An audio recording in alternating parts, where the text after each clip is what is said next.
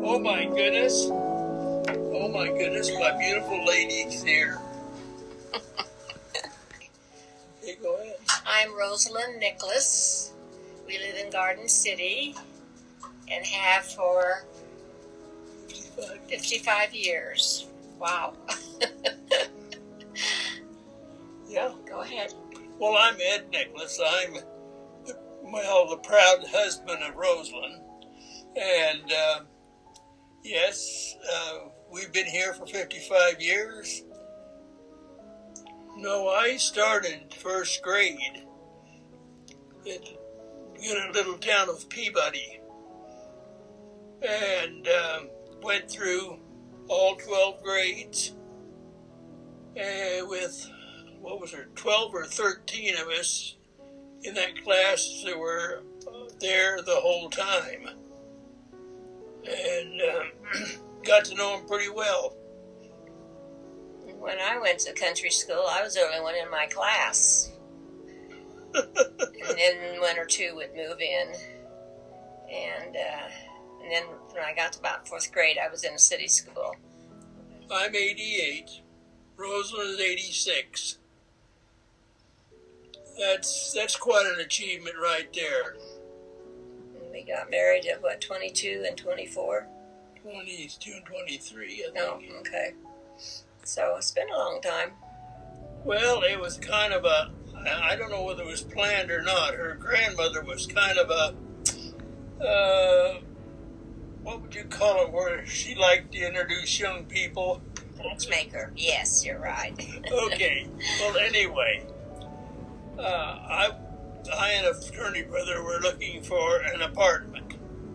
The fraternity house was full, and I'd been living there, and I decided I would want an apartment. And another friend of mine said, "Oh, let's get one together." And so we knew that her grandmother had apartments for rent. And so we went over there on a Sunday afternoon and wanted to check out some apartments. Well, we didn't know that Roselyn and her family were there visiting her grandmother.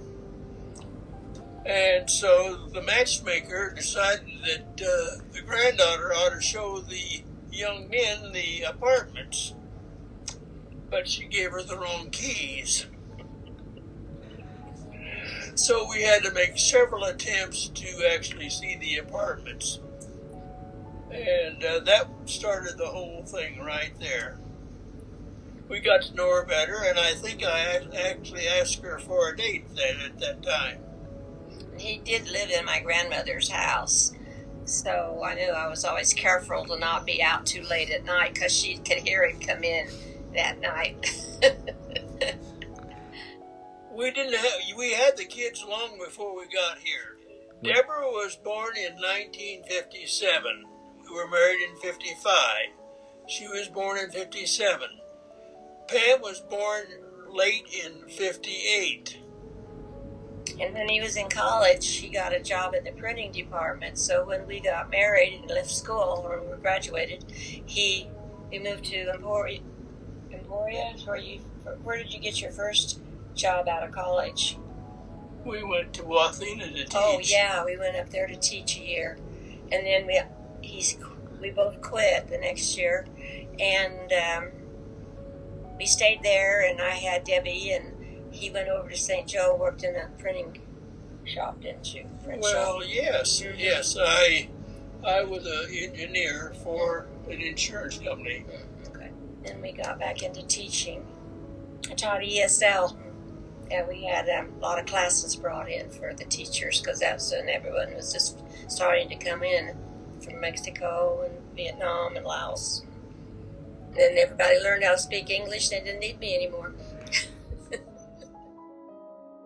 And we've gone through many things. We went through a tornado once that blew most of our house down. We had to move out for so many months while they rebuilt our house. And, things like that we've had to live through. And illnesses. I had cancer. Also have I. Yeah, that's right. You have too. That was later. after our children were born. Yeah. I had breast cancer. And I had prostate cancer. I went through surgery and chemo and survived. I didn't have chemo. No, you didn't have chemo. That was just basically surgery at that time. They took out everything they could. And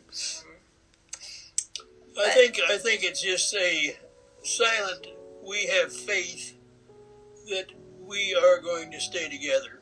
Because we learned to live together and take care of each other, and something's wrong with one while the other one knows they got to do more things. He's never moved out on me. I haven't, have I? No, and I haven't either. Oh, heck. We do get along. We don't have many arguments ever. I just let her have her way. I can cook pretty much what I want to cook. He doesn't have too much to say about anything. This is your domain. I don't mess with your domain. Yeah, this is my house. I don't fix his cars, though, or anything for him. He does all that. Remember when we used to go to Eddie's to have lunch? And I would always ask her, well, what are you going to have to eat? And why do you like that? It's some simple little questions of getting to really know the person and appreciate what they like and what they don't like. If you really, really are interested in somebody, listen to how they feel about things, and you'll get more insight into them than trying to ask them questions. You might lead them a little bit, but listen. Well, be sure you know each other before you get married. Don't just run into it or hurry into it until you've really gotten to know each other, I think, isn't that? That's a lot of it. That is a lot of it. It's been a long road, Thomas, but a very nice, even ride. We've worked and pulled together for 65 years. We've raised 2 daughters together that still like to come home. We just get so used to each other that we don't even want to think about anything happening, and we're more or less one, Thomas. Yeah.